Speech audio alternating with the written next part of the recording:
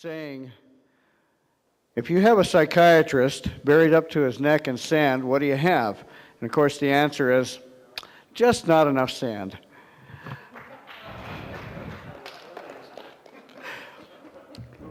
And I'm happy to say that Mr. Haltiwanger is different. He actually did get a degree in psychiatry and in neurology, which is very unusual.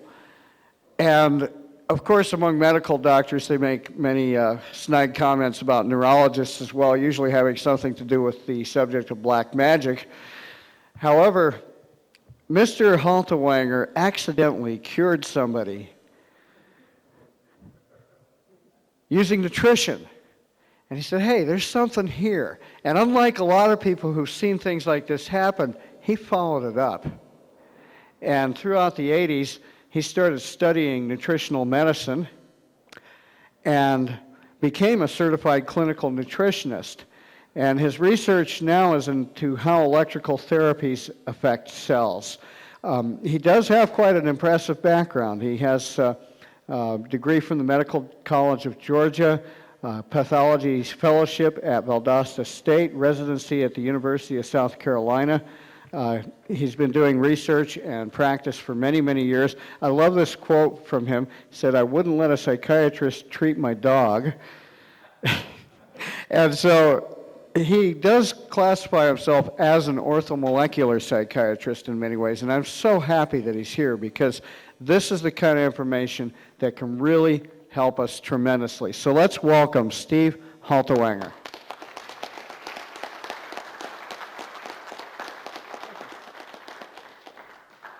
Is this coming through okay as far as sound? No? Yes? How about now? There you are. We're okay? All right. Well, today I'm going to lecture on some of the cellular processes that are involved in electromagnetic phenomenon. And I started studying a number of years ago the analogies in cells to electrical components. And so I thought this might be a reasonable seminar to present here. When we first start looking at, now we're not working here. Got to back up a little bit there. The right button. No, I did, right here. Oh, This is the one we no, push on. no, it's the other button. Doesn't work either. There we Oh, go. okay, there you go. All right, where are we going to? There you go. All right, okay. Well, what we have is many people go to a doctor, they find their conditions untreatable, and say they have cancer, and the doctor says you can give them a few more months to wrap up their life by giving them chemotherapy and radiation.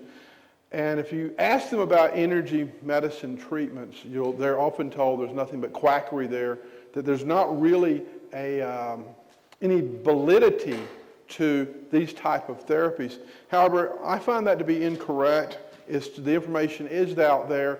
It's just not well demonstrated.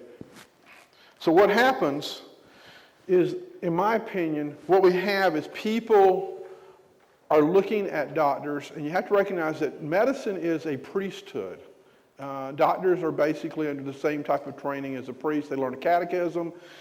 It's a way of information control, and they're priests of the temple, and basically answers have to come from top down, and that is the way the system is set up in order to control the dissemination of information and how things are done. And I call it an arrogant ignorance. And I have seen so many people who are faced with their own observation of something, yet cannot recognize what they see because it doesn't fit what they know. And so instead of being willing to suspend the belief that maybe some of the understanding that they have is incorrect, they disregard what's in front of them. I mean, I had a number of patients in my career that had conditions that are, quote, untreatable, get better with nutritional therapies or detoxification processes or chelation or something. And they go into their doctor and their condition's gone. Well, it couldn't have anything to do with that because that doesn't fit anything I know. And so it's a very insane system that we are stuck in. And a friend of mine, Tim Boland, basically says it's the war for control of your mind and health, and it's a battle and people are so focused on disease care, they really don't understand the concept of health care and how to fix that. Now, the Royal College of General Practitioners last year came out with a report where they interviewed 37,000 or reviewed questionnaires from 37,000 GPs, and basically they felt that the pharmaceutical industry was taking the health system in England to the brink of collapse by continuing to get people to prescribe more and more costly drugs. And many of the drugs on the market now, 2/3 of them, are basically Me Too's. They're just more expensive versions of something that already exists, but don't necessarily provide an advantage. Now, back as far as 1896, Arseneval basically discussed his ideas that therapy of the future would employ concepts such as heat, light, electricity, agents yet unknown, and that toxic agents would cede their place to physical agents, which had the advantage of not having to introduce foreign bodies into the organisms, or in this case, foreign chemicals. Now, we know that there's a great deal of history involved in electromedicine. If we look at as far back, let's see, is this working, 9,000 BC, we find that magnetic lodestones were being commonly used and applied for healthful intentions. In 1446 AD, Greek physicians were prescribing the seashore treatment where they would have individuals step on electrical sea organisms, electric rays, to get shocked. So this was not an unusual process as far back as a couple thousand years ago. Now, the early part of this century, or last century, violet ray technology was used. Now, contemporary, we find that Nikola Tesla and Raymond Rife were alive but during the same time period, and we find that much of the modus operandi of electromedicine has its origin in Nikola Tesla's work. Now, Raymond Rife may have gotten a lot more public awareness because of his claims to have treated cancer back in the 30s.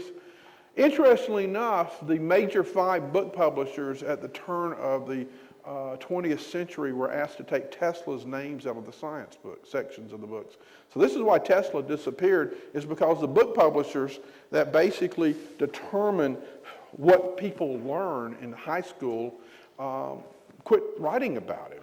It was a deliberate effort to, I don't know if suppress or just his enemies basically use that as a way to take him into obscurity.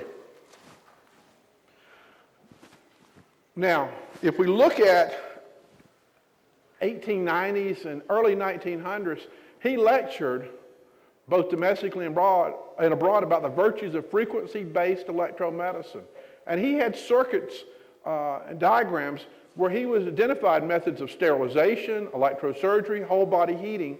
So this is an interesting that this man was thinking about using electrotherapy models back 115 years ago or more.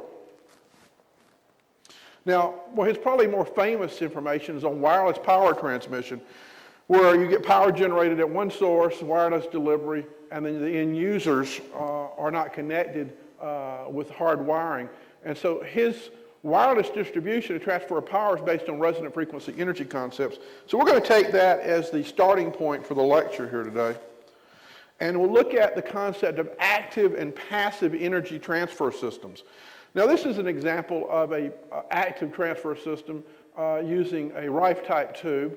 I believe we have another one that's going to be following me on the Vibe machine, which would be an active energy transfer system.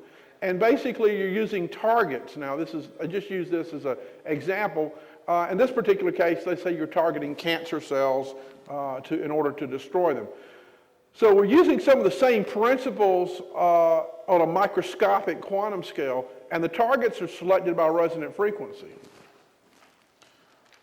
Another technology that I work with is LifeWave patches, where you put patches on the human body, and we'll discuss this later in the lecture, and you create a signal that's carried into the body, and you're using resonant frequency to target selected targets in the cells, and you can actually program like human software. So this is a human software type programming where we can program at the surface and activate metabolic reactions inside the body with wireless transmission and using a carrier wave technology. And basically use the body's own magnetic field as a carrier wave to carry the signal into the body.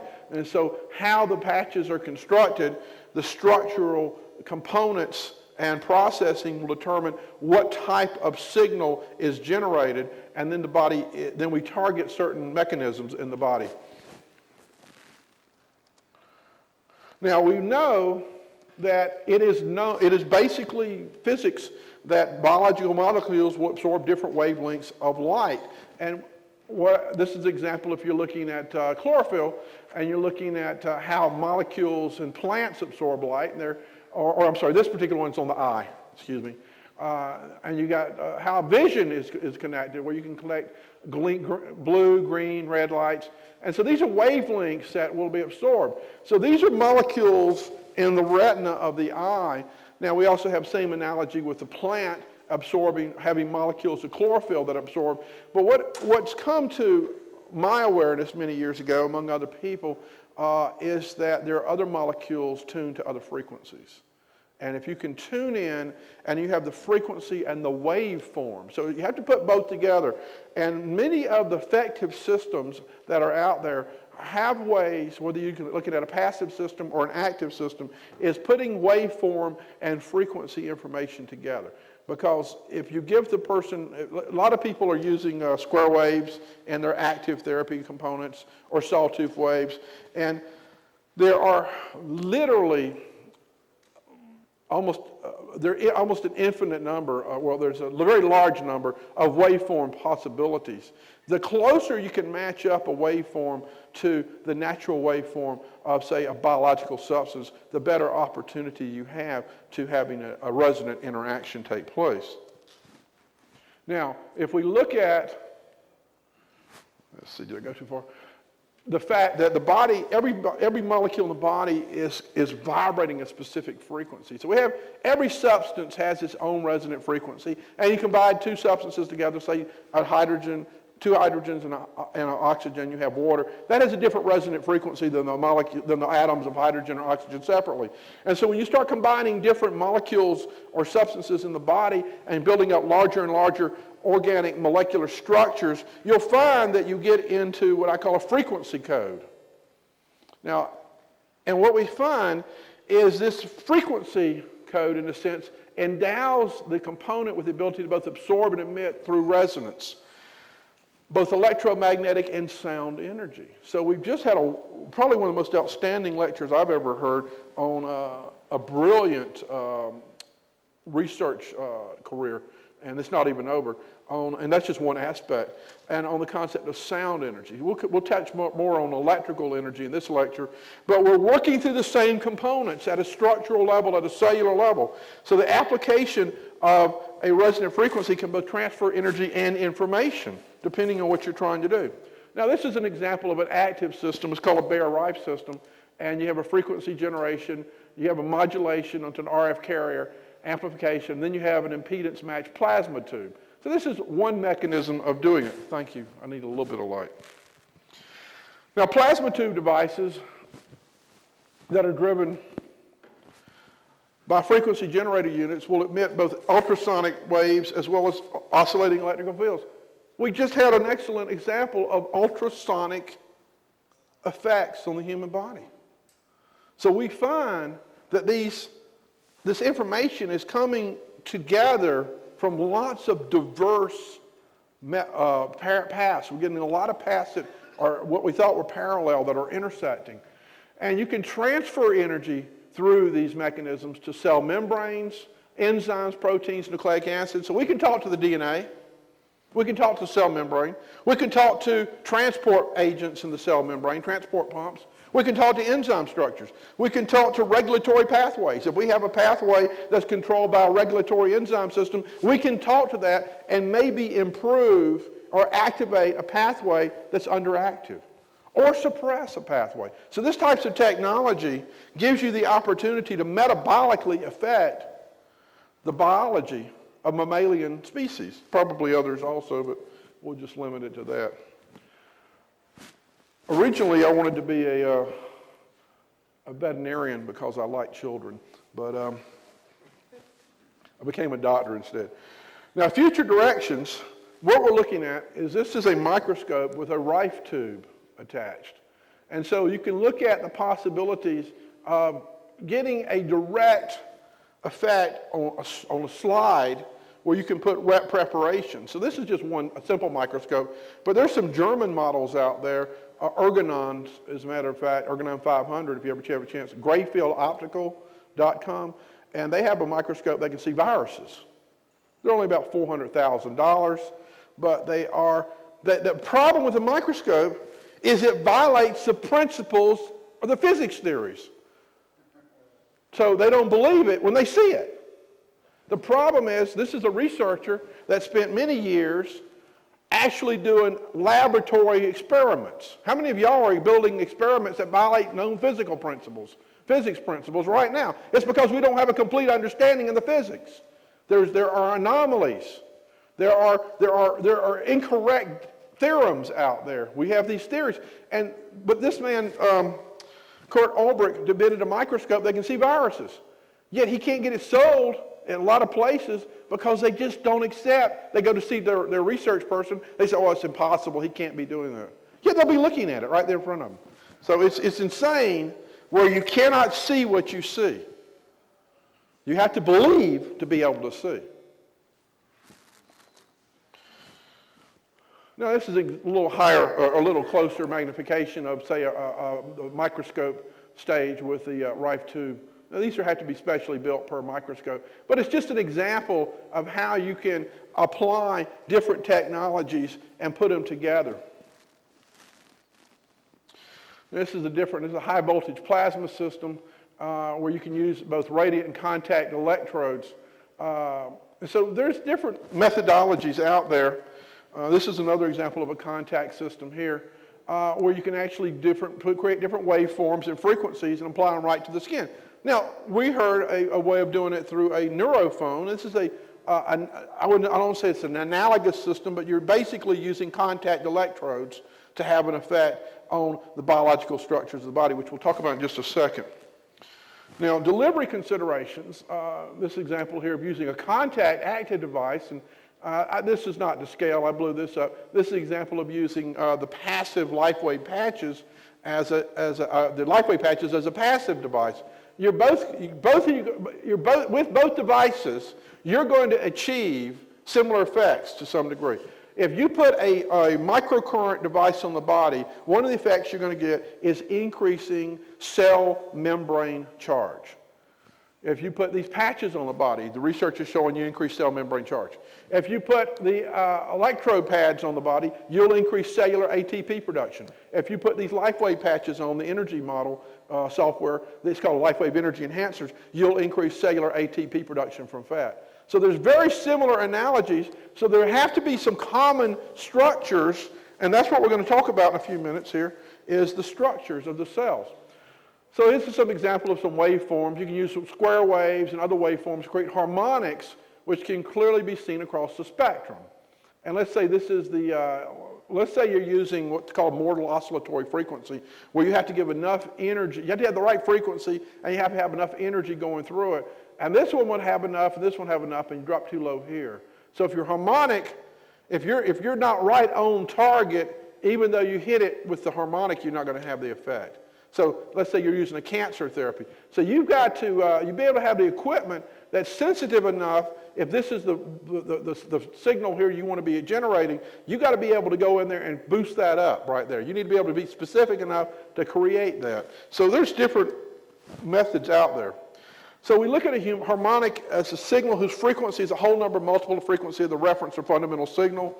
And you know this more than I do. Everybody here's probably got a physics background. I have a biology background, so I'm at a disadvantage. But we'll do the best we can. We have pulsed electromagnetic fields. Now, both active and passive devices administer pulsed electromagnetic fields will affect cells when a particular electrical frequency of that field resonantly matches a frequency signal the cell is already emitting or capable of receiving. So we take tuning forks, and if we are emitting a signal here, It's like the primary coil of a transformer, and this is the secondary coil of a transformer, and we have an isolation transformer. We can send a frequency without changing the frequency from one place to another. Now, resonance match. The physical match or resonance of the wavelength is where the transfer of energy most efficiently takes place. Now, this is actually a structure in a biological cell. But to me, this looks a lot like a stacked capacitor stacked plates of capacitors. Okay? Because if you look at it, what it is it's a membrane, which is a dielectric, surrounded on both sides with ions of metal or minerals. Instead of having two metal plates with the insulator in between, you have a dielectric material with aqueous ions, which form the same purpose as a metal plate. So you have a capacitor. So every cell in the body has capacitance functions. DNA itself has capacitance functions. So these may be things that you all know, but I just want to give you some pointers. The physical structures of DNA and cell membranes provide targetable geometries. If you look at the geometry of DNA, you start getting into what we just heard about with Fibonacci concepts. And this is built on the golden mean. So our very DNA itself is built on golden mean ratio as far as geometrically.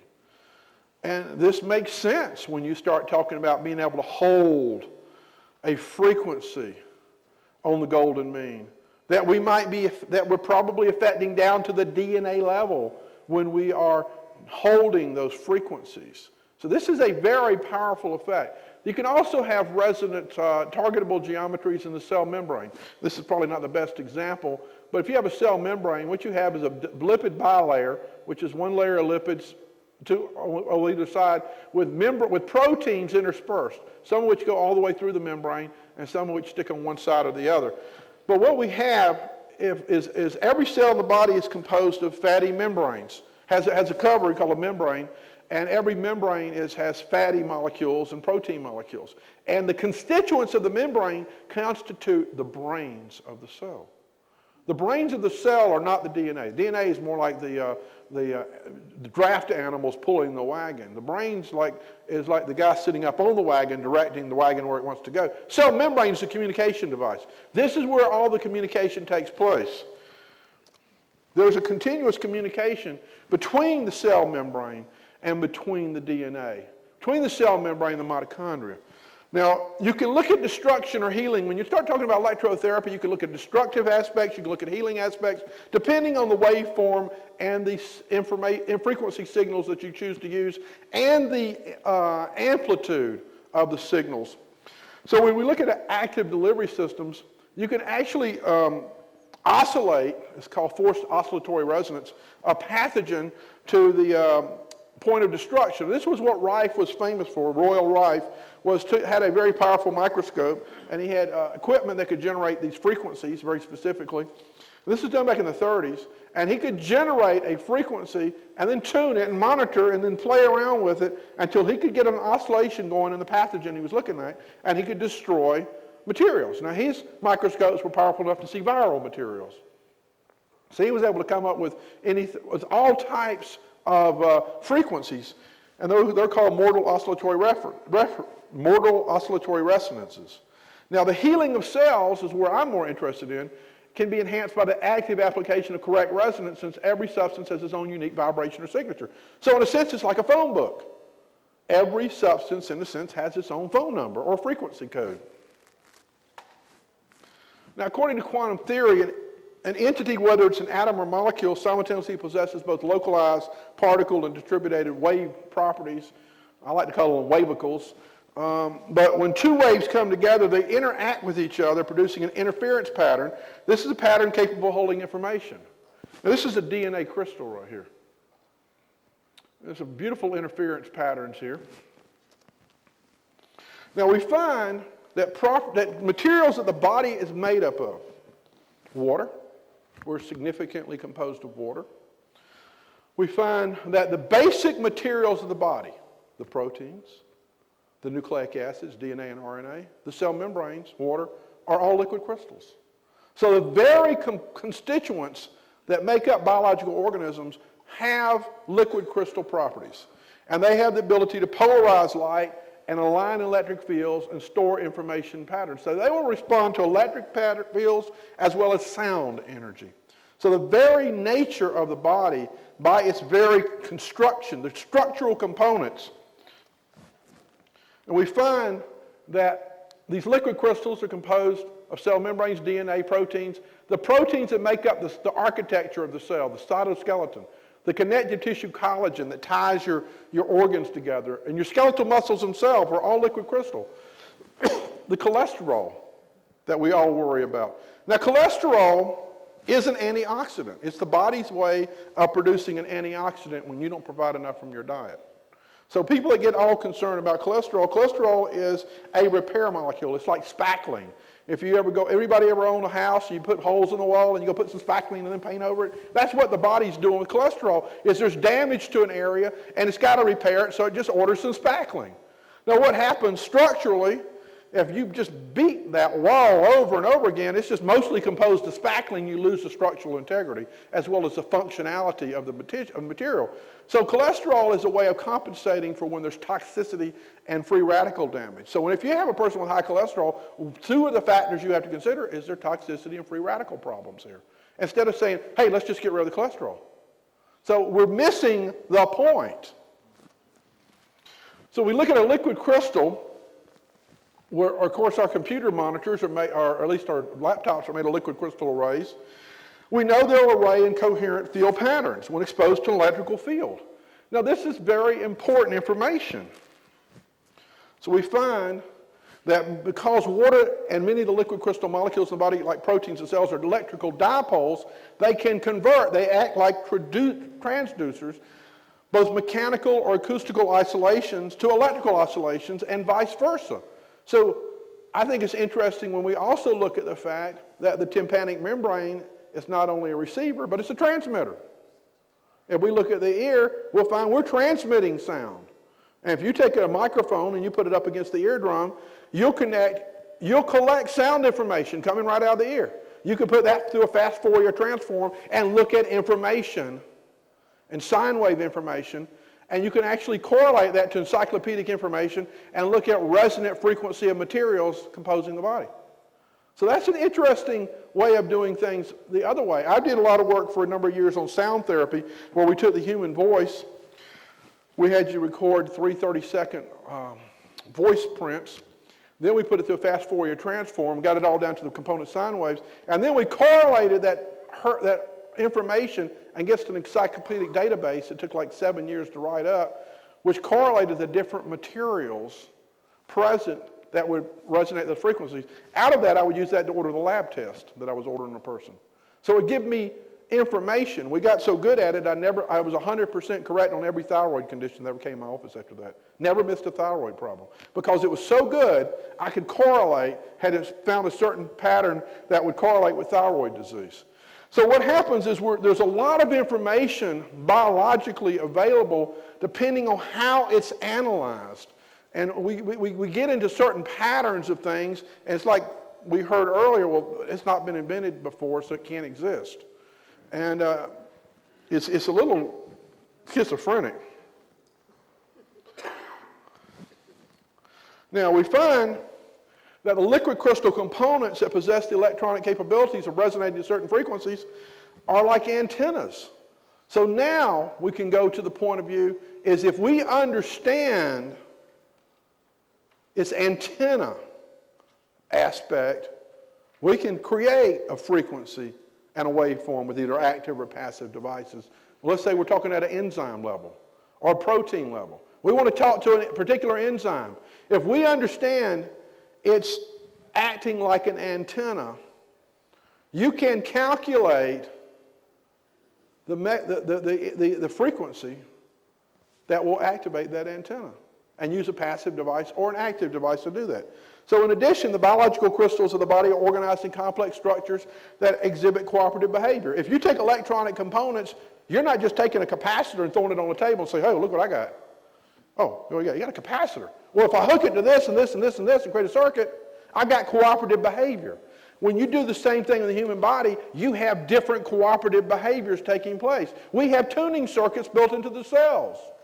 We have all kinds of cooperative mechanisms electronically built at a cellular level. So if we're looking at the concept, when correct specific frequencies are supplied to the liquid crystal molecules, they'll resonantly absorb energy and information. And this goes back at least to 88 and probably much earlier than that. I wasn't too compulsive. These references can be found in a paper called The Electrical Properties of Cancer Cells. It's on the web. I wrote it. And it's just go to Google and put electrical properties of cancer cells, and all these references are in that paper. So if we look at biological liquid crystals as polarizing and depolarizing light and electromagnetic fields, we create coherent waveforms. So we can take a two-dimensional waves and create a three-dimensional circular light wave. So what's happening in the body is getting all this information, and it's getting interference patterns built up. And constructive interference is directed toward the cell interior, and destructive interference is directed to the exterior of the cell. So what's interesting when you start looking how the model is created. Now we also find that biological tissues are organized by standing wave patterns. They have an ingoing wave and an outgoing wave, or spherical standing waves. So the spherical standing wave concept is quite interesting.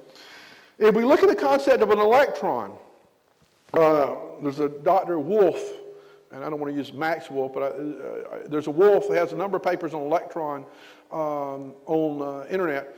And if you look at that, they've identified, he's a quantum physicist, that you have an inward wave coming into every electron, and at the center of the electron it reverses and goes an outward wave. And the inward wave comes from all the other electrons in the universe, which theoretically means that everything is connected to everything else, and that every point is the center. So we're all being influenced, and we all influence everything in our environment. And so these go into interesting phenomena. If we look at Merrill Garnett's work, who is an electrophysiologist, you'll find that every cell has an inward current and an outward current, an inward pulse and an outward pulse. And he has an excellent book called First Pulse. If you ever had a chance to read that, it's an excellent reference. Merrill Garnett, First Pulse. And he created a product called poly-MBA. It's a cancer treatment, which basically is an electronic shunt from the cell membrane to other structures. So he creates a liquid crystal shunt from cell membranes to other structures, because in cancers what happens is the connections are broken. The electrical connections of cells are broken, and if you can recreate these connections, in a sense, you can help jumpstart some of the physiological processes.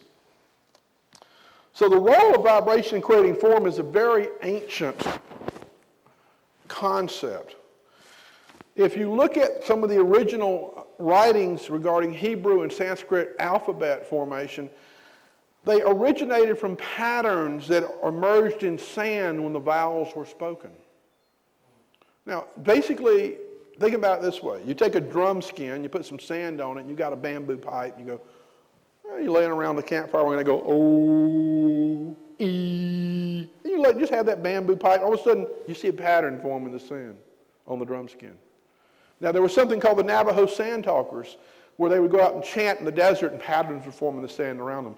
So sound is a way of generating form. Now, there's a guy named Hans Jenny, a Swiss researcher, who worked with sound vibrations back in the 60s and 70s, and he has a book called Cymatics. You can look up Cymatics on the web and find a lot of information regarding this, or you can buy his books. And he's shown he can create standing wave patterns in inorganic materials that are placed on metal plates or liquids by use of sound. This right here, which I think we have a better picture of, is actually a glass of water with a material in it. And when a certain note is played, it will form the standing wave pattern. And as soon as the sound, pure tone sound is stopped, it just dissolves back into random Brownian motion. Goes back to this pattern when that note is played again. So that is a very much of an organizing principle. This is a better example right there. And look at the sacred geometry in the center of these patterns. Now this really gets down to the fact that these are sea creatures here. In my opinion, these calcified shells are patterns formed, but the underlying is an energy template. So we find that the body has an energy template, which has been recognized and talked about for thousands of years across all cultures, and there's a continual movement of energy through the body. As long as we're an open system, as Elio Pregone and among other people have talked about, is open systems can go into a more complex form of order as long as there's a continual source of energy. So you find that at a fundamental level for biological tissues, a continual uninterrupted source of energy is critically important. And that is important, in my opinion, in maintaining the pattern. And so anything that you can do that maintains energy production is critically important toward health. That's a fundamental process. I first got into natural medicine in 1980 when I was an intern on neurology service. The chairman of the department of neurology had a patient came in, been repeatedly hospitalized there at the medical school. He was paralyzed, he'd been paralyzed for 7 years, had indwelling catheters, he could not control his urine, was constantly getting infections in his catheter. I worked him up. I had done a pathology fellowship prior to that, did some research, and I took his blood and looked at it under a microscope and found that the cells looked very strange and abnormal. Thank you. As a result of that, I said, well, these cell structures look abnormal, and one thing that can do it is B12 levels, abnormal, low B12. I did his B12 level, it was normal. So I should have forgot it. He had normal levels. The lab said normal. But I had a question in mind. What if the B12 is not active? What if he has normal levels of something, but not normal functional B12? So I came up with that, and I don't want to go through this because we've got a lot to cover. Bottom line, I gave the guy B12 shots, trying to get his cell structure to improve. 6 weeks later, he started walking. So that curiosity and questioning led me toward a completely new direction in life. Otherwise, I'd have been just a conventional doctor prescribing medication. But no medication had cured this man. There was no reason B12 should have worked in this individual because he had normal levels of B12 based on all the laboratory science that we knew at the time. But it did cure him, in fact. So that's what got me into understanding the roles of nutrients. But as I began to go further, I began to understand the role of energy. Fundamental processes for human tissues are you've got to have all the essential components in order to operate. It's an automobile. You've got to have gasoline, you've got to have oil, you've got to have radiator fluid, you've got to have air in your tires. You've got to have essential components. Body works in the same way. Certain essential components have to be present for the organism to operate, yet nobody checks for them. It's almost never looked at. If you'll find a doctor in this city that checks for essential components, he'll be a rare gem, a rare find, because nobody looks at it. We all assume that you have everything you need for your diet. It's an assumption that is affecting billions of people's lives. Now, Robert Becker identified the body had a DC electric field back in the 60s, 70s, 80s, and 90s. Valerie Hunt, changes occur in the field prior to changes occur in physical systems. So one could theorize disease and healing manifests first in the energy matrix and then in the physical matrix. Therefore, reorganization of the damaged energy matrix could facilitate healing. And my God, what are we hearing with reorganization today? This lecture we had this morning of using a sound device or device to deliver information into the body would reorganize and improve coherence. What he was talking about was coherence. When EEGs start getting into patterns, when the EKG starts getting into patterns, you're creating coherence. When you improve coherence, you improve the functionality of the tissues and their ability to communicate with each other. Now, if we look at the fact that the DNA and cell membranes are projectors of a biohologram, both at the cellular level and the whole organismic level, we find there's complex three-dimensional wave patterns or standing waves created. And we think that these wave fronts interact and interpenetrate with and determine the physical substance that makes up the creature. This is an article that was written back in 1973. And it wasn't released for a number of years. Now, we found that the electrodynamic theory of life is based on the research that living matter is surrounded and controlled by electrodynamic fields, and all living systems inherently possess electrical forces that are involved in organization. So I'm going to move a little faster here. Disease could be a breakdown in the integrity of connections between cells. We find that DNA and cell membranes are natural resonators. So here's a connection, here's a breakdown in connections. We find that their DNA and cell membranes are natural resonators. We find the cell membrane is contiguous with the membrane of the nucleus, and the cell membrane is also a liquid crystal resonator that can detect and receive frequency-specific signals. So for reception to occur, the receiver must be tuned. Do the same frequency as the transmitter. So we look at the frequency code concept. Specific frequency may provide a code of information that's necessary for normal growth and healing. And so if we look at the cells of the body as containing pulse code receivers and transmitters, we find that DNA has been found to emit pulses of coherent waves that are received by the cell membrane, other DNA molecules, RNA, proteins, and enzymes. We find that the cells will emit microwaves, radio waves, infrared waves, biophoton, ultrasonics. The emission of electromagnetic energy may serve as a primary control mechanism in the body, according to Robert O. Becker's work. Now we find that, so if we look at the fact that RNA, DNA, and proteins may be in electronic communication, we start thinking about the concept of holographic projectors that project fields to other DNA, as well as proteins and RNA in the body. So that you start thinking about the body as a hologram. So one effect somewhere here affects everything else. If you affect one structure, you affect everything. One component, you affect the whole structure. So we, in a sense, are electronically linked together at a cellular level or a submolecular level. And so we find that DNA can actually exhibit electronic control of RNA transfer and enzymatic reactions, as can the cell membrane. So frequency modulation is a primary control mechanism. Different frequencies are utilized to affect different biochemical transformations. And so what we find is these fields vary at various frequencies all the way up the spectrum into visible light and beyond from low radio waves. So we see there are permitted information signals. So we have frequency-specific windows as well as amplitude windows, and I also put in there waveform is also critically important to have the proper biological effect. So any type of passive or active system that you use must meet these requirements of having the frequency and waveform and amplitude in the biological area.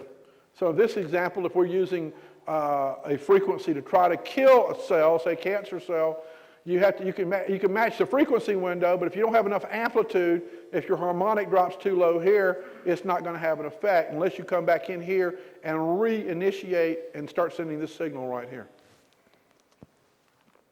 So forced oscillatory resonance is but one path. Rife and others have shown, here's a paramecium breaking down when you have a pulse signal, right? It'll actually just rupture on a microscope. You can see it just eject the inner contents and the thing's dead. So pathogens can be destroyed by first identifying the resonant frequency code and then providing pulses of the proper amplitude and frequency.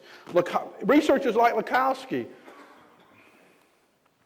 have you taken a different path than Rife and used resonant frequencies to promote healing of damaged cells. Now, I think the Vibe machine is probably going to be very similar to this. It's going to be a multi-frequency system. It's an active system providing a multitude of frequencies, and the cells will absorb the frequencies that they so desire. And so basically, it's a way of kind of like a cafeteria. And here's the one you want. You pick that up, and the others just pass on through. So what you want to do is assist the cells to reestablish or amplify their resonant frequency pattern can help move the body toward a state of health. Now, if we look at the fact that the body proteins are semiconductors, we also find they have the ability to conduct electrical currents. If we take a little ball and we put a battery in there with a light, we put 2 electrodes on it, and we cover the electrodes, and we can do the same thing. If you'll touch this electrode here and grab his hand, and then he'll grab mine. Hold my hand. Now touch it. So this is going through, grab his hand.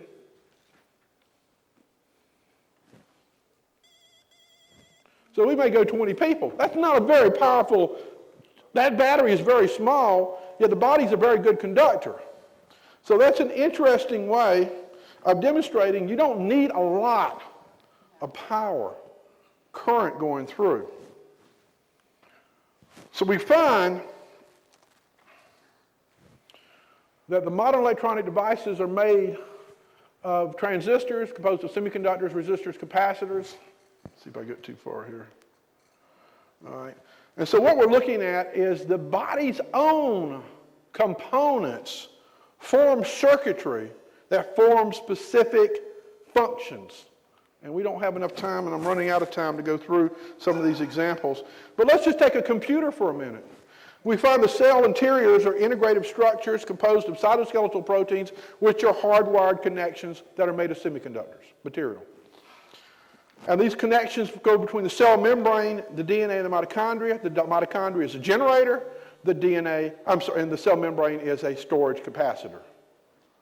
So now we have a power source, we have an ability to store charge, and we have the DNA that can actually implement a communication system between itself, between components in the cell and other cells.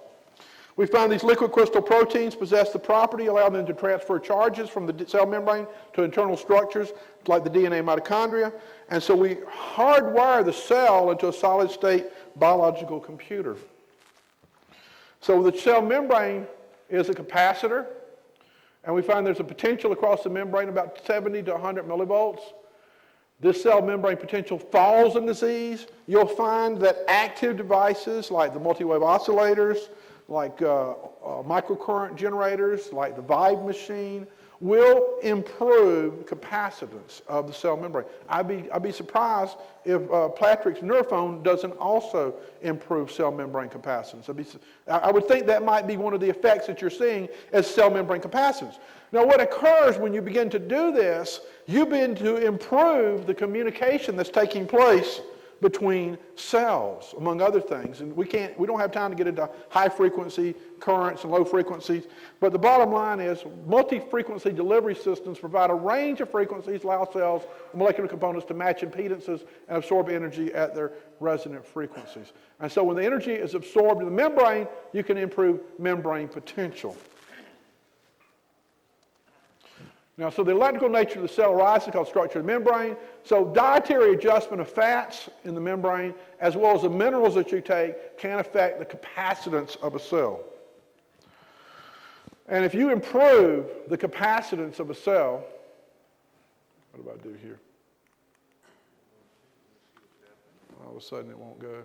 There it went. All right. Normalizing the membrane charge can improve metabolic processes, facilitate release of toxins, increase nutrient absorption, support cell repair processes. Now let's look at the nutrient absorption.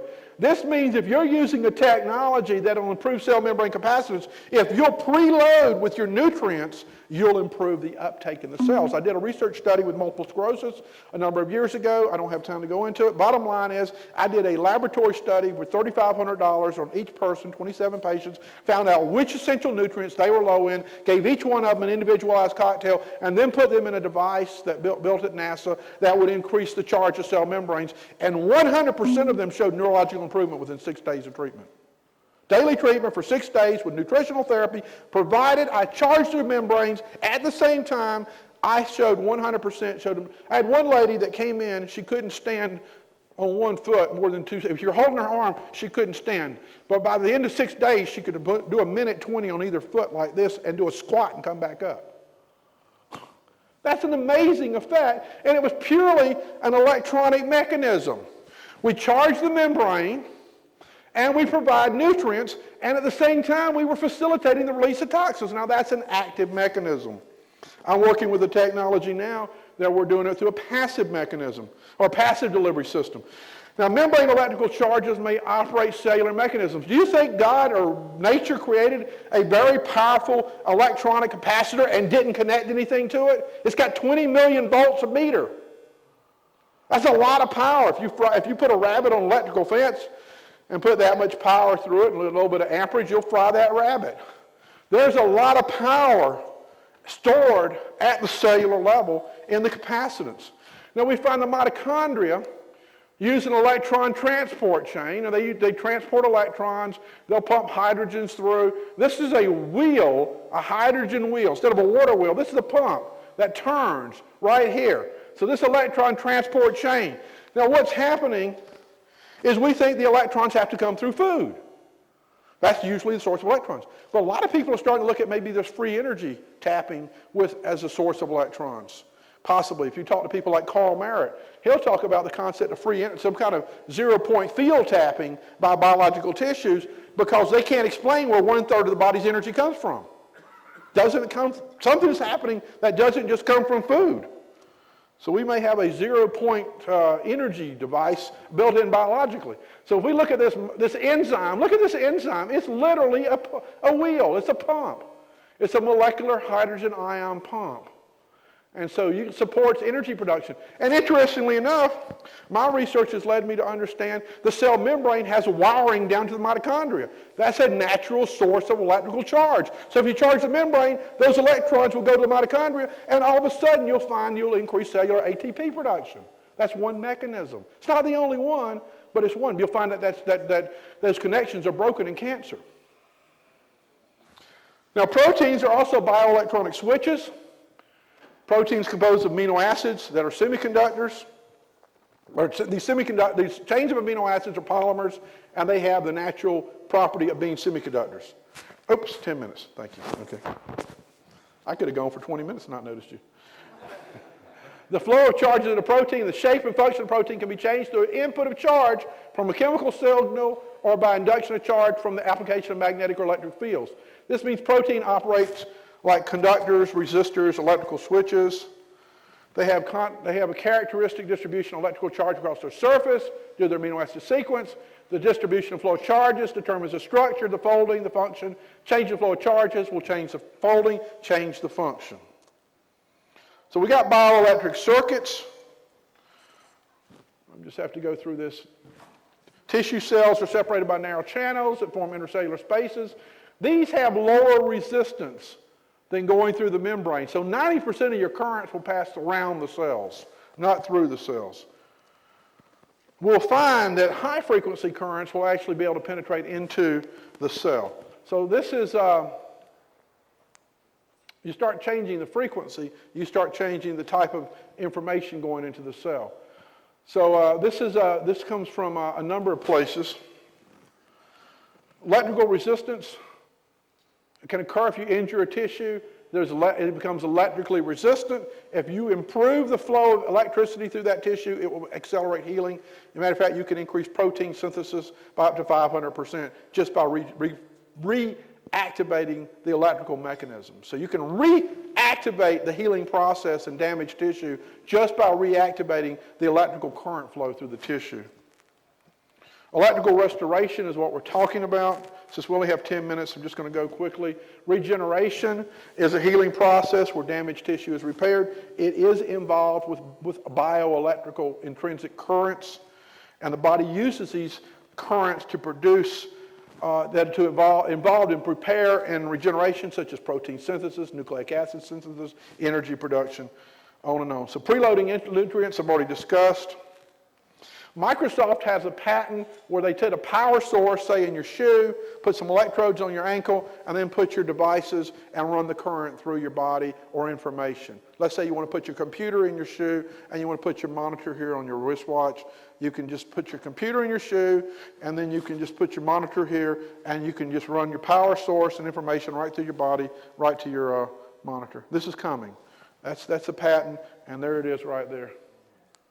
So that's an interest. You can also use that for sound. Probably the first thing that's going to come out is kids are going to come out with these sneakers that charge up as they jog, and then they put their little CDs into their shoe, and then they play their music, and then they can listen to it here, and the power is being regenerated by their shoe, and then they got the information coming right to their headphones. Or there's lots of ways you can go.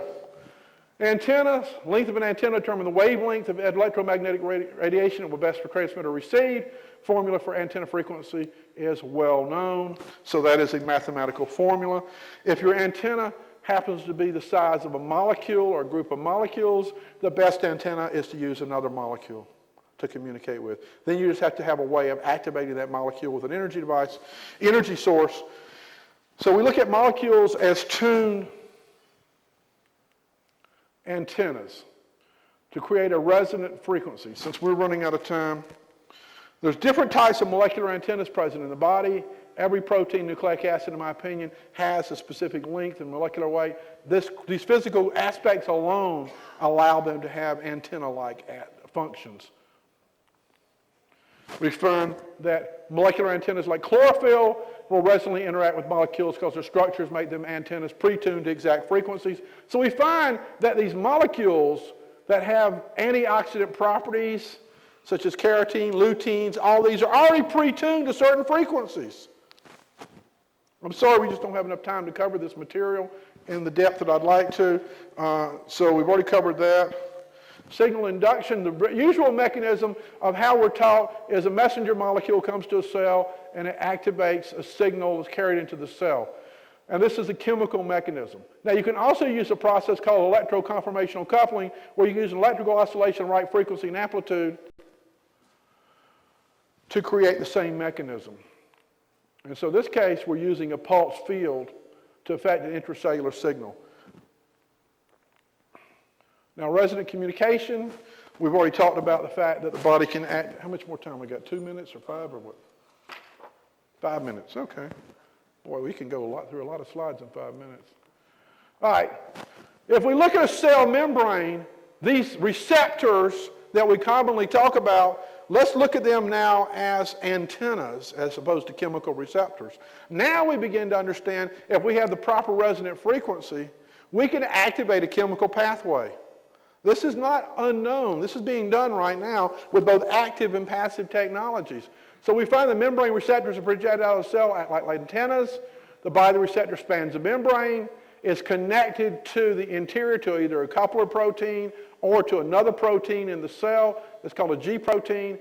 And so what occurs is you have a receiving and amplification circuit together.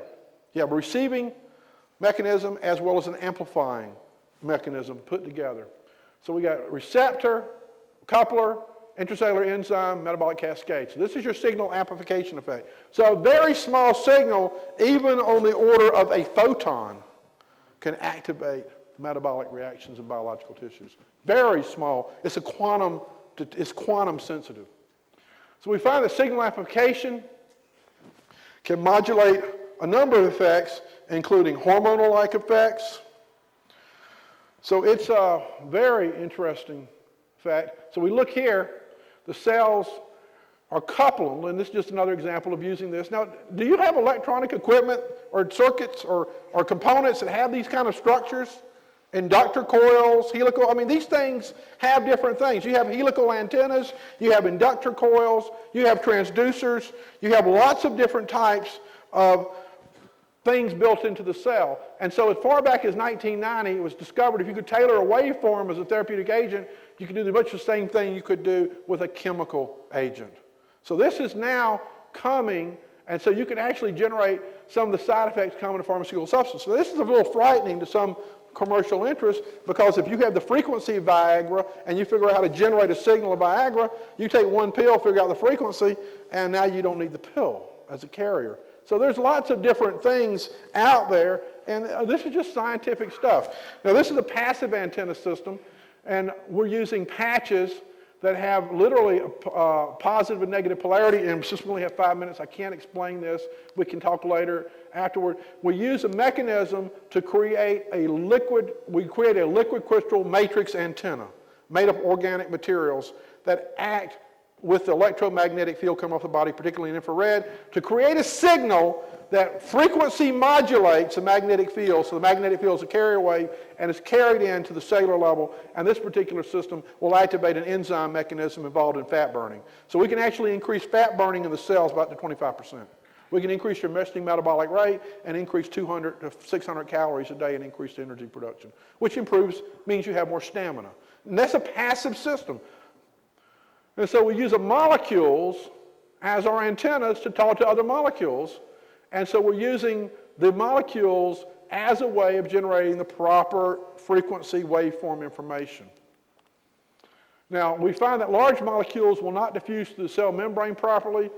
And so if you can improve the charging of the cell membrane and ATP production, you'll find that nutrients will pass more readily into the cell. And our technology here with these patches, which I'm the science director of LifeWave, so full disclosure, is that you can improve fat transport into the mitochondria, and we facilitate mitochondrial production of ATP by up to 25%, which will improve nutrient levels in cells, because when you start turning on the pumps involved in nutrient transport, you increase nutrient uptake. You also increase toxic outflow from the cells. And so we show an increase in energy production from fat. Now, this is a helical protein in a membrane. You've seen helixes all through electronic equipment. We find that pulsed electrical fields can activate enzymes, particularly membrane transport proteins. This has already been done. So information signals can activate mechanisms such as controlling the ion flux in and out of cells, controlling the nutrient flux in and out of cells. So the frequency activation mechanism is depending on frequency signals and waveform. So having everything put together properly, and I call it cellular radio. You want to talk to the cells, you've got to be on the same channel. May I interrupt, Stephen? By a show of hands, we were going to take a 10-minute break. Steve has 13 slides left. If you'd like to make that a 5-minute break, raise your hands. Okay. It'll be a 5-minute break. All Steve? right. And I may can do it in 2 minutes. All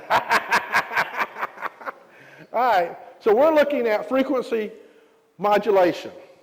Methodologies, active mechanisms can do it, passive mechanisms can do it. So what we're looking at is activating different targetable geometries, such as cell membrane receptors, or DNA, or enzyme systems. So there's ways of doing this, and you can create a modulation that will activate a signal just as if you had a chemical signal, like a chemical put into your body.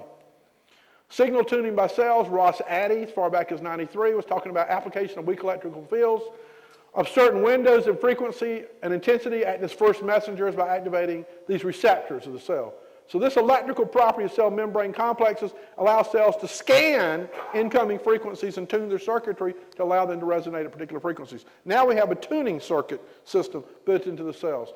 So the mechanism of coupling an enzyme to electrical signal is called electroconformational coupling, where you use the electrical signal or the frequency signal to change the shape form. If the enzyme, when it's active, has this shape, and when it's off has this shape, if you hit the waveform, you can turn it on to active state. It's a little more like an electrical switch in that concept. So potentiating the effects of resonant energy devices, you've got to first identify, choose, apply the correct electrical frequencies that activate the signaling mechanism involved. And so what you're trying to do is you also want to improve the health of your membranes by proper diet. Antioxidants, proper fats. You cannot use hydrogenated oils. You can't be out there eating fried foods that have all these free radicals in it. You've got to change your diet and get the proper fats in there. Proper minerals. Nutrient preloading, we've already talked about. Concept of electronic nutrition. Healthy cells use chemical energy from food as well as electromagnetic energy. So basically, we want to use the nutrients that will support the ability of the cells to produce an adequate amount of chemical energy. This concept is called electronic nutrition. Also, you want to use nutrients that will support the electrical structures of the cells. And so we find that marrying nutrient loading to Rife-type devices improves membrane potential, nutrient uptake, toxic release, pH control, enzyme activation, DNA activation, protein synthesis, mitochondrial energy production, everything that's involved in healing. Yeah. Enzyme activated nutrient uptake, and this is a way of maintaining internal cellular pH. I'm just going to go through it. We don't have time. I just want to kind of cover the fact that this particular enzyme uses 1/3 of the body's energy. So just controlling the concentration of sodium and potassium takes 1/3 of your energy. That's like using 1/3 of your cash flow just to make sure the air conditioner is running. It's something important. So basically, we've got to look at mechanisms that do that.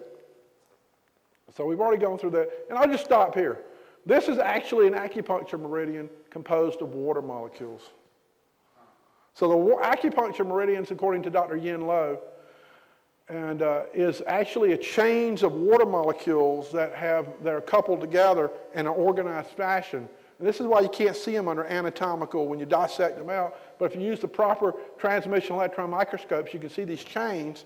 And they're basically coupled to hyaluronic acid and protein fibers and that provide they're act like waveguides, and they're infrared signals running up and down the body. These are more like carbon dioxide laser communication system in the body.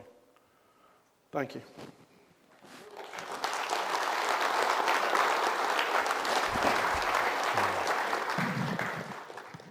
All right, thank you very much. Probably about 20